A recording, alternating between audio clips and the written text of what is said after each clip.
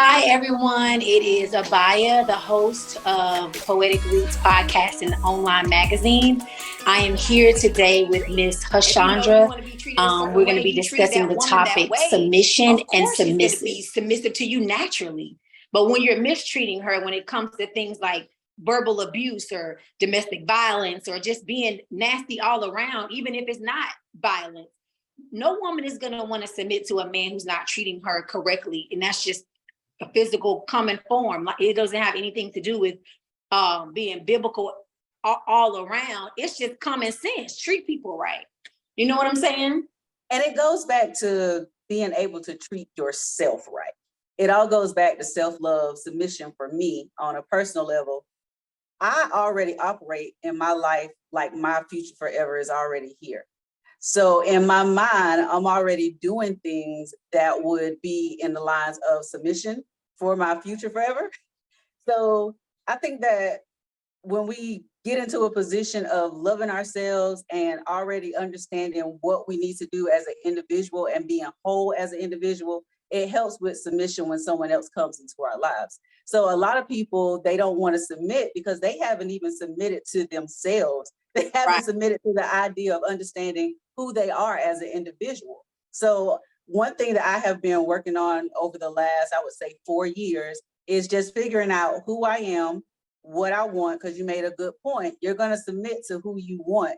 If you want to do it, you're going to do it. If they're treating you right, if they're doing those things. But we also have to be able to pick those people who we actually want. But before we can pick them or allow them to choose us, should I say, we have to understand who we are. And that's the first step. Definitely. And that makes the process a lot easier.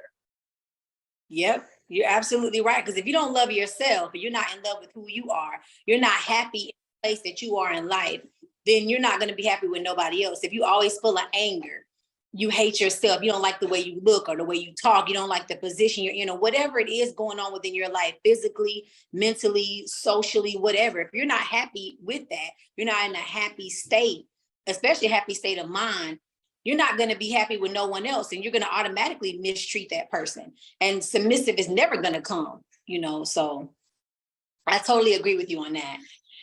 So my next question is, for your future marriage, do you see yourself being submissive to your husband? How does that look to you as far as like your future relationship with the person that you will call your spouse and being submissive to him? How does that look to you?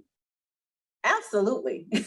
I call my future spouse my future forever. So when I say that, that's what I mean. Like I said, I've already lined up my mind to be a submissive woman in a relationship, but I also have already aligned in my spirit to be submissive to God.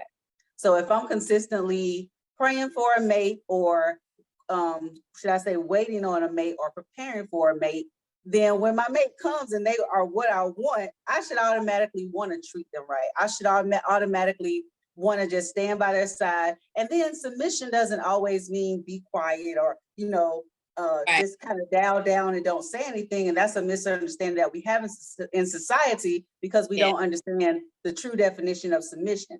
Now, if there's a situation where I need to be like the head and I need to be doing the talking, I'm going to do that. But if there's a situation where my partner needs to be the head and do the talking, I'm going to allow them to do that. And that's where communication and all those things begin to come into play, just understanding each other and understanding how to move.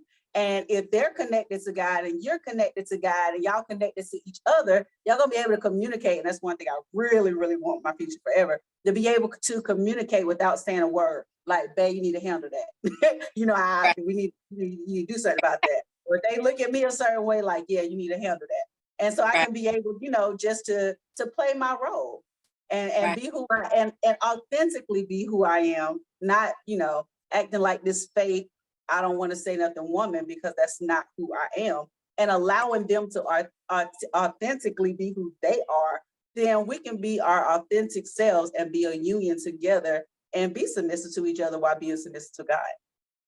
I absolutely agree with you on that. I definitely have to agree with you on that. And, that sounds really good, Hashandra. I can see you right now, girl. You're going to have a beautiful marriage. You got a beautiful spirit. So I definitely feel like in the beginning when you were saying about